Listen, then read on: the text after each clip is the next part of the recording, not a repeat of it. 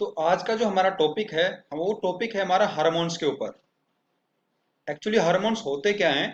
ये कुछ केमिकल्स होते हैं जो हमारे ब्लड के थ्रू यानी हमारे खून के साथ साथ बॉडी में रोटेट करते रहते हैं और हमारी काफ़ी ज़्यादा जो बॉडी की क्रियाएं होती हैं, कुछ बॉडी की एक्टिविटी होती हैं, उसके अंदर सपोर्टिव रोल निभाते हैं। और इनके डिसबैलेंस यानी कि या तो हार्मोन्स के कम होने से, ज़्यादा होने से काफ़ी ज़्यादा फर्क पड़ता है हमारी बॉडी के ऊपर। तो हार्मोन्स एक बहुत ही इंपॉर्टेंट फंक्शन है हमारी बॉडी का। तो चलिए डिस्कस करते हैं हार्मोन्स कैसे कैसे क्या होते हैं। अब बॉडी का हर एक पार्ट है वो कुछ ना कुछ हार्मोन्स जनरेट करता है, हार्मोन्स पैदा करता है। जैसा आप स्क्रीन पे देख भी रहे होंगे, हर एक पार्ट का एक काम होता है, वो अपने अकॉर्डिंग जो उसको हार्मोन चाहिए वो पैदा करता है, वो बॉडी में फ्लो करते हैं। उसके साथ ही एक्टिविटी चलती रहती है। जैसे हम थायराइड का नाम जानते हैं, T3 T4। लीवर है वो अपने अलग से हार्मोन पैदा करता है जो रोटेट करते हैं। किडनी के अलग होते हैं, पेट के अलग होते हैं, जो अपने गला होता है गले के अलग से होते हैं। पैनक्रियाज जिसको हम इंसुलिन या डायबिटीज भी जिसके कारण होती हैं, उनके अलग हार्मोन्स होते हैं। ओवेरी के अपने अलग हार्मोन्स होते हैं। मतलब अलग अलग पार्ट के अलग अलग हार्मोन्स होते हैं और उनके कम या ज्यादा होने से हमारी बॉडी पे अलग अलग फर्क पड़ते हैं। और इसके हार्मोन्स के जो बैलेंस हमारे अंदर इम्बैलेंस हो गया है या हार्मोन्स का प्रॉपर बैलेंस नहीं है, उसको हम पहचानते कैसे? उसके कुछ सिम्टम होते हैं, ऑटोमेटिक दिखते हैं, स्टार्ट हो जाते हैं। कुछ ऐसे हैं जो जल्दी दिखाई देते हैं, कुछ को दिखने में टाइम लगता है, बट वो पैदा हो चुके होते हैं। जैसे ऑटोमेटिक मूड स्विंग हो जाते हैं आपके।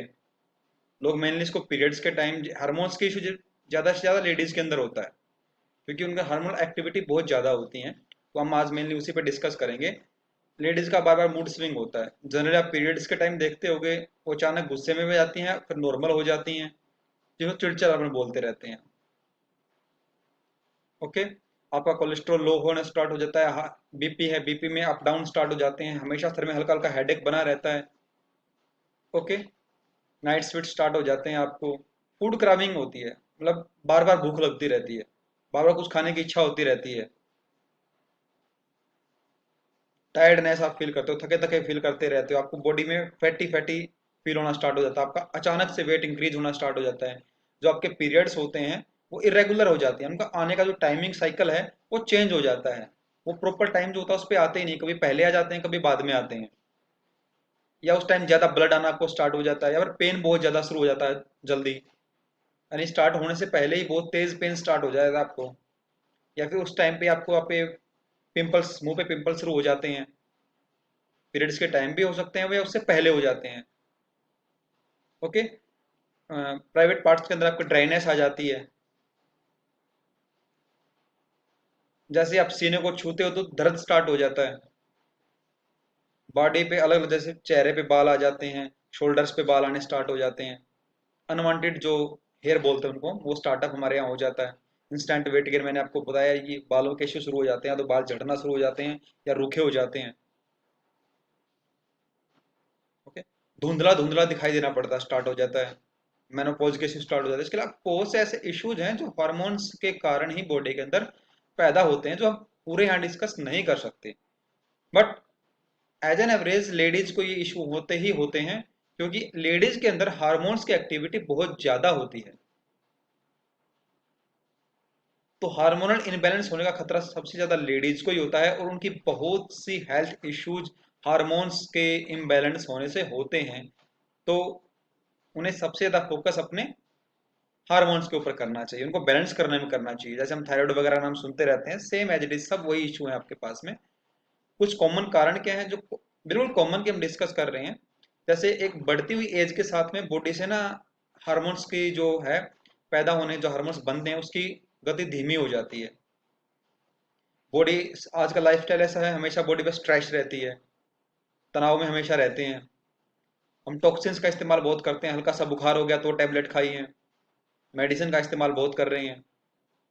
अल्कोहल का इस्तेमाल बहुत चलता है। और हमारा डाइट शेड्यूल वो बिल्कुल अनहेल्दी हो चुका है, क्योंकि हमारे खाने में न्यूट्रिशन तो पहले ही नहीं थे, उसके ऊपर से हमने उसके अंदर फास्ट फूड और ऐड कर दिया है। क्योंकि जो हमारा खाना था वो आज वैसा खाना नहीं है जो आज से 15 20 25 साल पहले हुआ करता था, क्योंकि केमिकल इनटेक इतना हो गया है। केमिकल से खाने की जो क्वालिटी है वो अनहेल्दी हो चुकी है, और अनहेल्दी फूडिंग से ही हमारे हार्मोन्स इम्बैलेंस होते हैं, जिससे चाहे वेट मानो या वट जो भी चीज़ें हैं, हेल्थ इश्यूज हम फेस कर रहे हैं हार्मोन्स या वेट के कारण या ओबेसिटी, वो सब ये सब हमारी अनहेल्दी डाइट से होती हैं। तो आज हमारे खाने में न्यूट्रिशन की बहुत ज़्यादा रिक्वायरमेंट है और हमें उसको ऐड करना ही होगा। अगर आप आज नहीं करोगे, आज आपके पास चॉइस है उसको ऐड करने की, बेटर है कि आप उसको ऐड कर सकते हो, बट कुछ समय बाद वो आपके लिए कंपलसरी हो जाएगा, क्योंकि आपकी हेल्थ आपको अलाउ ही नहीं कर पाएगी कुछ काम के लिए। उसमें इश्यूज इतने पैदा हो जाएंगे कि आपको आपकी डाइट पे फोकस करना होगा, न्यूट्रिशन का इस्तेमाल स्टार्ट करना होगा। ओके। हम नींद पूरी नहीं कर पाते आज। आप देखोगे तो हम रात को जब भी सोने जाते हैं तब भी हमारे हैंड में मोबाइल रहता है, वो चलता रहता है, चलता ही रहता है। लगातार मोबाइल पे एक्टिविटी में रहते हैं। एक वो वैसे माइंड पे प्रेशर रहता है, ऊपर से आप प्रॉपर स्लिप नहीं ले रहे हो, प्रॉपर नींद नहीं ले रहे हो। अगर नींद प्रॉपर नहीं ले पाओगे तो बॉडी को पूरा आराम ही नहीं मिलेगा, आराम नहीं मिलेगी तो रिफ्रेश नहीं होगी, और रिफ्रेश नहीं होगी तो वो प्रॉपर कैसे काम कर पाएगी।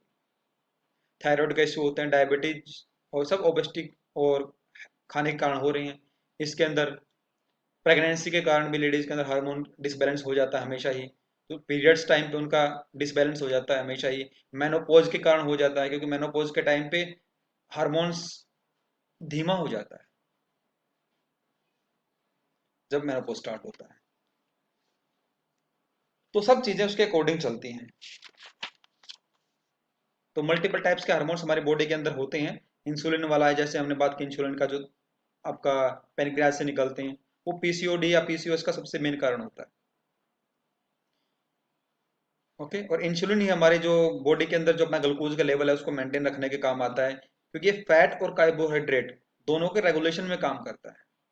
अगर ये हमारा डाउन हो गया, कम है, इंसुलिन जनरेट नहीं हो पा रहा है, देन हमारे लिए डायबिटीज बड़े बड़े इश्यूज पैदा हो जाते हैं। नेक्स्ट, जैसे टेस्टोस्टेरोन होता है आपके पास, इससे पीसीओएस की समस्या आपकी जुड़ जाती है। जैसे इसका लेवल बढ़ जाएगा आपका ऑटोमेटिक वजन बढ़ना स्टार्ट हो जाएगा। चेहरे पे बाल वगैरह जो आते हैं उसके लिए भी यही हार्मोन जिम्मेदार होता है। इसके अलावा प्रोजेस्टेरोन है, एस्ट्रोजेन है, हाइपोथायराइडिज्म है, बहुत से ऐसे हैं जो हार्मोन्स हमें बैलेंस रखने पड़ते हैं। एक लंबी लिस्ट है हार्मोन्स की, क्योंकि बॉडी का हर एक पार्ट हार्मोन जनरेट करता है, और हार्मोन से हमारी हेल्दी है जो वर्कआउट करती है, पूरी पूरी बॉडी वर्कआउट करती रहती है। ये ब्लड के साथ रोटेट करते हैं। तो आपको जो भी आपको मैंने रीजंस बताए हैं, डेफिनेट आज की डेट में हम फेस कर रहे हैं। 99% लेडीज को आज ये इशू आ चुका है।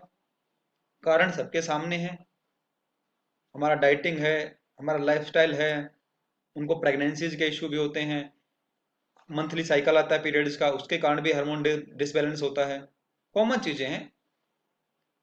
तो हार्मोन्स को बैलेंस करना बहुत जरूरी होता है, और बैलेंस करने के लिए आपको हमेशा अच्छा फूड, न्यूट्रिशन वाला फूड कंज्यूम करना चाहिए। डेली कुछ एक्सरसाइज हैं वो भी करना चाहिए, और हार्मोन बैलेंसर को अपनी डाइट में जरूर इस्तेमाल करें।